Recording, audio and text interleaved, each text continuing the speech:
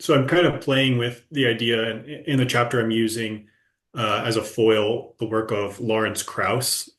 He's a physicist. I think he's a physicist. He writes a book on physics, um, and I think it's called A Universe from Nothing. It's been many years since I read it, and he's like a super atheist, like very outspoken throughout the book.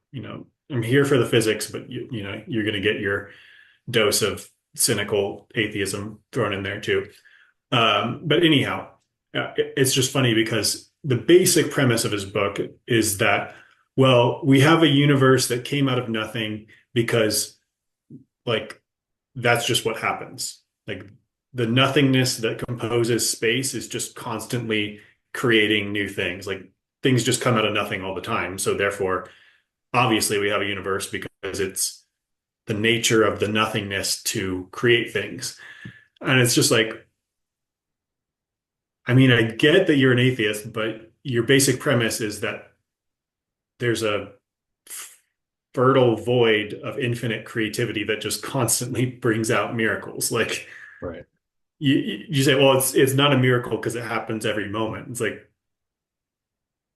or we're surrounded by miracles every moment, like Yeah. one or the other. I see less evidence for uh, the former. So, right. Anyhow, so the idea that this goes along with what you're saying, like, well, either there's a God or there's nothing, but we're sure that we're here, right? There's something going on. We're in the midst of some sort of existence.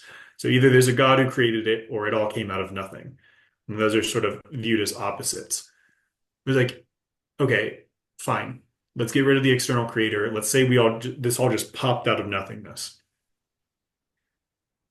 But then again, you have to have the idea of a fertility of that nothingness. Like the void has to be creative. Like, that sort of goes against the idea of void, but the nothingness is inherently uber creative.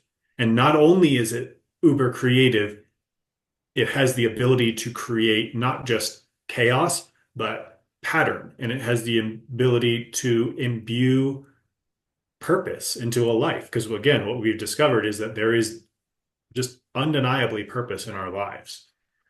And so if that just poofed into being out of nothingness, well, I don't really care if you don't think that there's a guy sitting out there. Like the nothingness is a wonderful creative source that intended us with purpose and gifted us with life and provides for us. And like the nothingness is the God in that. Like you just replace the name God with nothingness and you have the same exact point of view. So this is exactly where the perspective of this chapter is like, if you notice those things, then the distinction between those two is irrelevant. So whether you want to say just poof, no reason, we miraculously, spontaneously came out of nothing and we have all that we have out of that, okay, but we miraculously, spontaneously came out of nothing and we are patterned beings with purpose. Like, hallelujah. Like, that's amazing. That's a miracle. That's the only thing that goes away is this image of some person sitting off in a space doing the minute work of whatever, writing in a book or tinkering with the creation, whatever it is. And that's an allegorical image. Anyways, it's a beautiful image and it's a helpful image, but it's still just an allegorical image of how God created because we can't possibly comprehend how God created. He created miraculously. That's kind of the definition. So anyhow, that's essentially the entire point of this chapter.